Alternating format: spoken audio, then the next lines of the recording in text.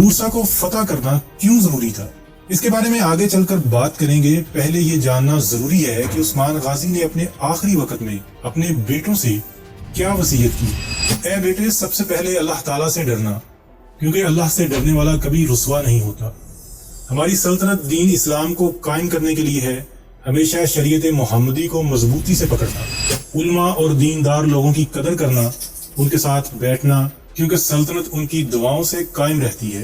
राया पर अदल करना और उनके साथ नरमी बरतना, जुल्म से हमेशा बचना, क्योंकि जुल्म सल्तनत को तबाह कर देता है। जहाद को कभी ना छोड़ना, क्योंकि जहाद से इस्लाम बुलंद होता है और दुश्मन जलील होता है। कभी गरूर न करना, मालो दौलत पर फख्र न करना, ये सब आर्जी है। मेरी जान, मेरा मकसद इस्लाम की खिदमत और दीन का परचम बुलंद करना था। तुम भी इसी रास्ते पर चलना और तुर्क कबाइल को एक रखना। जब बूरसा फतह हो जाए तो मुझे वहां दफन